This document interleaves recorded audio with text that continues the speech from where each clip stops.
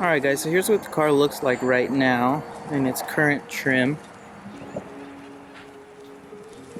If you remember what the car looked like on our last video we had up about this car, you can tell that a lot is different, but then there's a lot that's also the same. So I guess I'll go ahead and start from the top and kind of work my way down.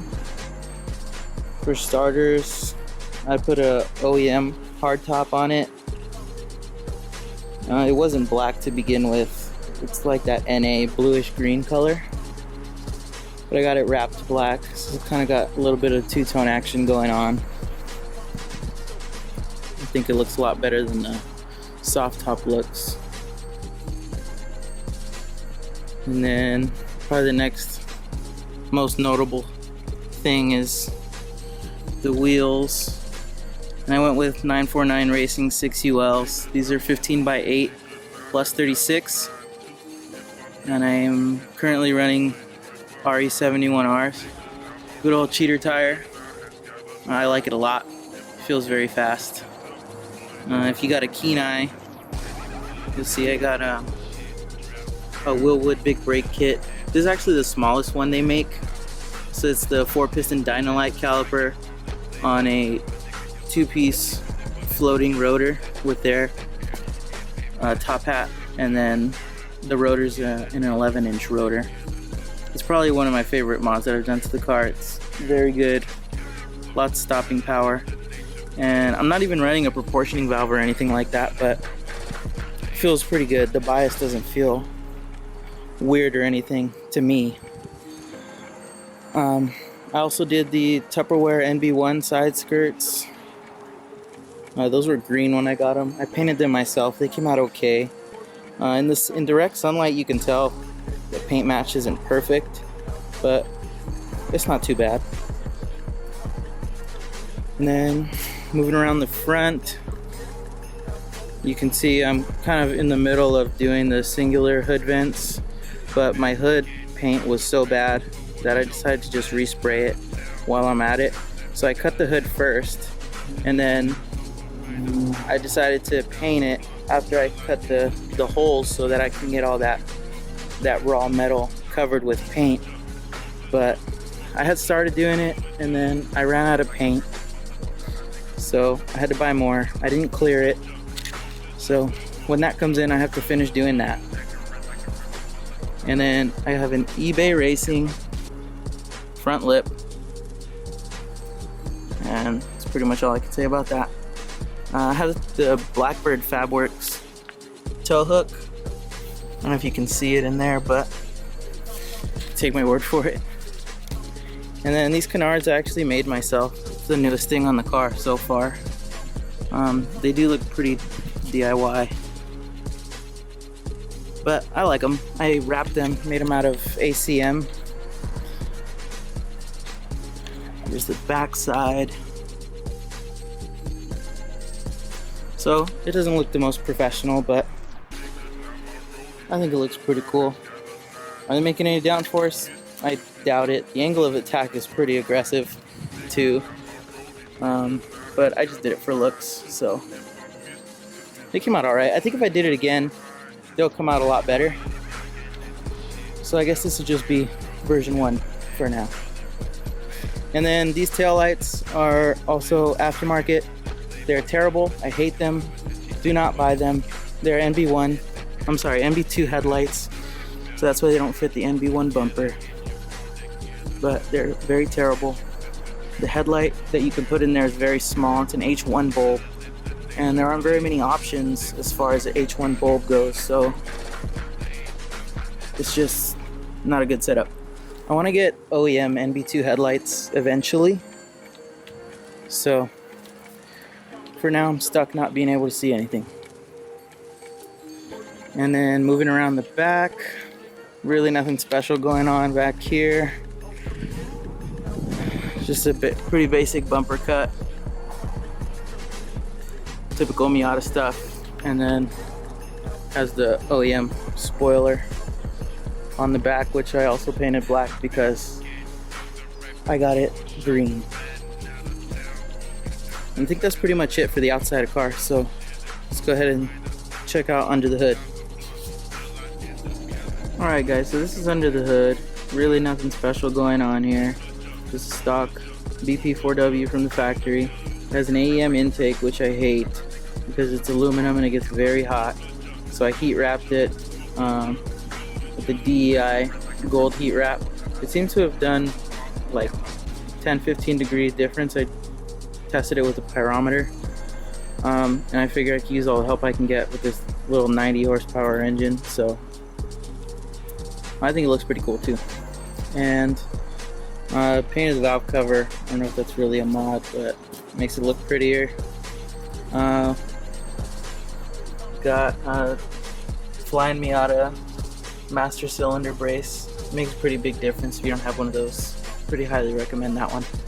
A cool feature about this car is it has a California spec dipstick, and the whole thing is metal, so you don't get that issue where the top of the dipstick breaks. I'm sure you Miata guys know about that.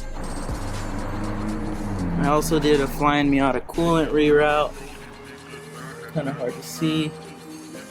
I really like their coolant reroute. It's very high quality. They give you everything that you need to install it and then some. So if you're in the market for a coolant reroute, I highly recommend theirs. Very good product. Easy to install. So the only bad thing about this car is that I do have low compression. So I'm pretty down on power compared to like a stock NB. I've driven my buddy's cars who also have 99 NBs. And there's a pretty big difference between my car and their car. So that kind of sucks, but eventually I'll get that fixed. But for now I'm kind of stuck with low compression. Alright guys, so moving on to suspension and everything I got going on under the car. I'm running H&R coilovers. I bought the car with these already on. So I kind of just been running those for a while. And they're actually really good. They ride really nice on the street. I like them a lot as far as comfort and streetability goes. They're very, very nice. But they do feel undersprung for the way I like to drive it, like in the canyons and stuff. So I'm not sure what the spring rate is exactly, but I'll definitely be upgrading those eventually. But for now I think I'll stick with these. They're not too terrible. And then I have the Super Miata sway bar kit, which comes with a Racing Beat 1.125 inch front sway bar. Let's see if you can see it here. Kind of hard to see, but yeah, it comes with a Racing Beat front sway bar. And then in the rear it comes with Super Miata's proprietary 14mm bar. I don't know if you can see it, I don't think so, but 14mm sway bar in the rear. If I'm not mistaken, it's two-way adjustable, but don't quote me on that.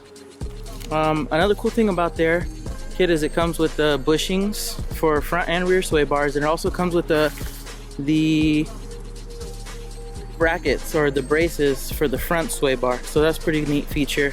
And then their Super Miata adjustable end links are optional, which I opted for because I didn't want to run the stock ones, and my stock ones were pretty clapped anyway. The car is on polyurethane bushings all the way around. The control arms, the steering rack, the differential, everything's polyurethane. And that made a really big difference in my opinion. Everything just feels much better. When you're driving down the road, it doesn't feel like the car's about to fall apart. I'm not running extended ball joints or anything like that. My camber in the front is 2.5 and the rear it's 2.4, and that's actually max conservative, and if I put extended ball joints on it, it would just be even more aggressive. So I'm pretty happy where it's at now. Running stock control arms, stock subframe, nothing crazy like that quite yet. Maybe later on down the road. As far as the exhaust setup goes, it's actually a stock header to stock cat, and then towards the back I have a 18-inch Vibrant resonator, and then an 18-inch, I want to say, MagnaFlow muffler. Part number for that is 11226. and it sounds pretty good. It's not very loud at all. It's not drony. I don't like my car super loud, so I'm pretty happy with the exhaust setup on this car. Unfortunately, I'm also running an open diff. I would like an LSD because I get some no-wheel drive action on really tight corners, and it's extremely annoying because I don't have any power as it is. So when the open diff keeps me from moving forward, it's just really annoying. Alright, so I think that pretty much is everything under the car, and as far as suspension goes, so let's go ahead and move on to the interior. Alright guys, so starting off here on the driver's seat, I guess I'll start off with the steering wheel. This is a Momo Mod 78 350 mil, and it's leather. It has a rev limiter horn button. It just says Mazda on it. I like the pretty basic stuff. It's hooked up to an NRG quick release, nothing special. And then it has rev limiter gauges as well. I bought the car with these already installed and I like them, so I haven't changed them. They also put the white backlighting, which I do like a lot.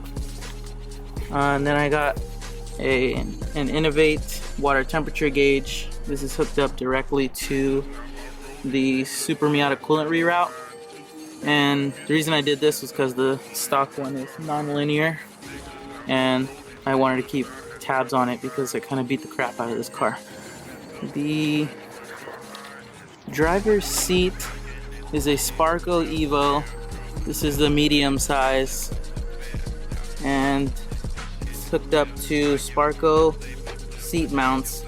And you can't really see, but I made my own custom seat base out of steel. I had to bash the trans tunnel a little bit to make some room for that. It's not pretty, you don't want to see it, trust me. And then harnesses are Schroth or Schroth, however you want to say it. I don't really know the right way to say it. So this is a 6-point harness. I like this a lot. Really holds you in the seat and makes me feel very safe, which is always nice. And then this is a Zarek Fab roll bar. Go ahead and move to the other side to see it better. Kind of see it pretty good here. This is the Zarek Fab Extreme with an integrated harness bar. I got the harnesses hooked up there, obviously. We come over to this side, get a better look. Sort of. It's getting kind of dark, sorry.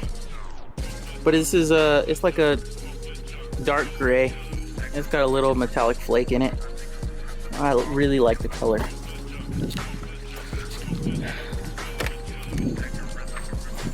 And then I have a NB2 center console, which I got for a steal of a deal, so I couldn't pass that up.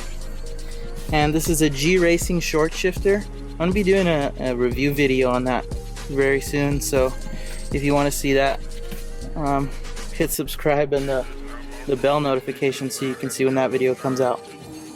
So yeah, that's pretty much it as far as the interior goes. Alright you guys, so I think that pretty much wraps it up. I think I covered everything, at least all the big modifications that I've done to this car. So if you go back and watch some of the old videos that we have, I think there's like 3 videos on the channel of this car, and that was like when I first got the car. So you can see kind of how far it's come and what's changed since then. But there's still a whole lot more that I want to do to this car. Hopefully we make some more videos. I'm not going to promise anything, but we're going to try. Me, Aaron, and Adrian's going to start making videos with us. So if you're interested in seeing what we do, it's not just going to be car stuff. It's going to be all kinds of different things.